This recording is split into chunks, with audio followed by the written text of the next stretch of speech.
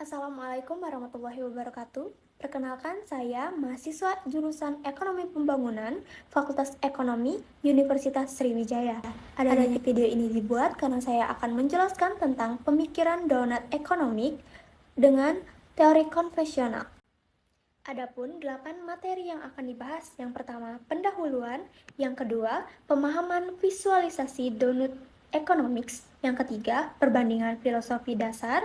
Yang keempat, perbandingan dengan ekonomi klasik. Yang kelima, perbandingan dengan ekonomi neoklasik. Yang keenam, perbandingan dengan ekonomi Keynesian. Yang ketujuh, pergeseran paradigma. Dan yang kedelapan, kesimpulan. Masuk pada pembahasan pendahuluan. Obsesi terhadap pertumbuhan dengan realitas biofisik planet ekonomi pada abad ke-20 berfokus pada pertumbuhan tanpa batas, namun mengabaikan batas planet dan kesejahteraan sosial.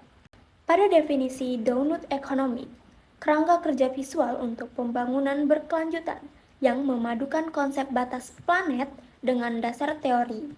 Intinya, semua itu bertujuan agar manusia hidup di ruang yang aman dan adil.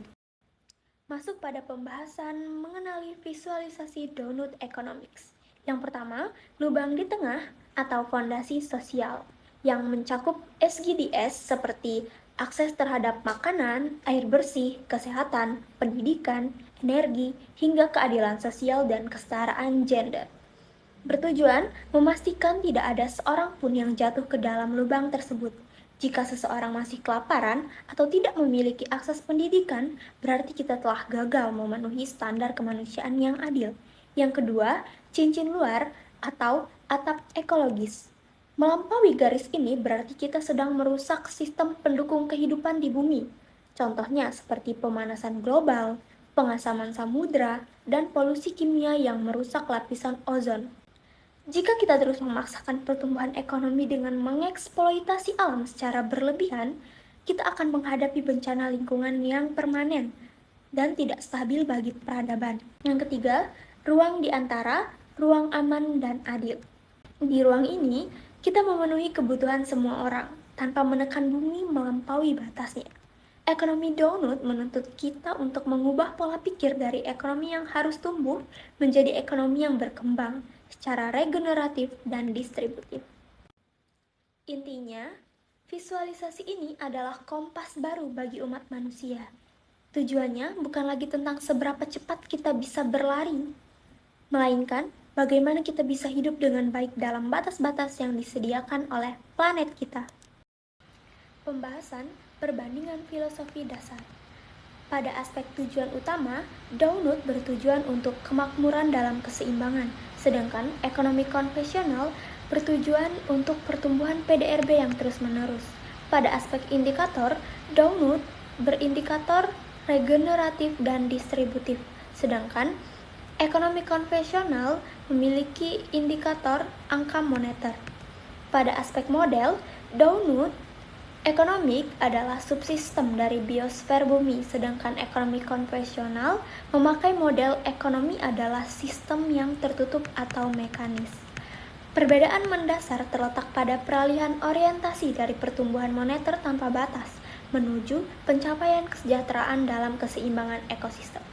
Model ini mereposisi ekonomi sebagai subsistem yang harus beroperasi di dalam ruang aman, ekologi, dan fondasi sosial yang adil. Perbandingannya dengan ekonomi klasik. Ekonomi klasik terfokus pada laissez-faire, pasar bebas, dan akumulasi modal. Teori ekonomi klasik percaya pada invisible hand yang akan mengatur semuanya jika pasar dibiarkan bebas. Sedangkan teori Donut Economics menolak pandangan bahwa pasar akan memperbaiki kerusakan lingkungan secara otomatis. Donut menekankan perlunya desain ekonomi yang disengaja untuk melindungi alam. Karena itu, teori ekonomi klasik sering menganggap sumber daya alam sebagai suatu yang tak terbatas. Perbandingannya dengan ekonomi neoklasik. Teori neoklasik terfokus pada utilitas individu, rasionalitas manusia, dan kurva penawaran permintaan. Neoklasik hanya melihat aliran uang antara rumah tangga dan perusahaan, sementara Donut melihat aliran materi dan energi dari lingkungan. Neoklasik menganggap kerusakan lingkungan sebagai eksternalitas Sementara Downut menempatkan ekologi sebagai pusat atau inti dari model. Neoklasik melihat manusia sebagai makhluk egois, kalkulatif. Sementara Downut melihat manusia sebagai makhluk sosial yang adaptif dan bergantung pada alam. Perbedaannya dengan ekonomi Keynesian. Teori Keynesian terfokus pada intervensi pemerintah untuk menjaga permintaan agregat dan lapangan kerja. Yang pertama, stimulus. Keynesian menggunakan stimulus untuk menumbuhkan ekonomi saat resesi. Sedangkan Downut berpendapat kita butuh ekonomi yang membuat kita sejahtera, baik ia tumbuh atau tidak. Yang kedua, ketergantungan pertumbuhan. Keynesian masih sangat bergantung pada pertumbuhan PDB untuk membiayai layanan publik. Sedangkan Downut mencari cara agar layanan publik tetap berjalan dan ekonomi yang stabil. Pembahasan pergeseran paradigma.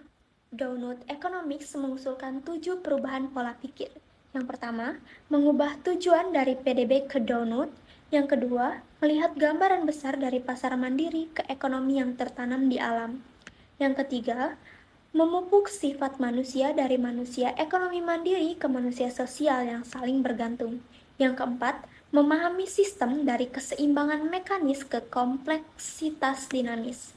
Yang kelima, mendesain untuk mendistribusi dari pertumbuhan akan meratakan kekayaan ke distribusi yang disengaja.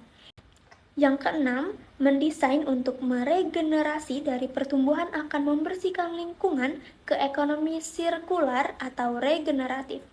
Yang ketujuh, jadilah agnostik terhadap pertumbuhan, seperti fokus pada kemakmuran, bukan sekedar angka kenaikan. Yang terakhir, kesimpulan.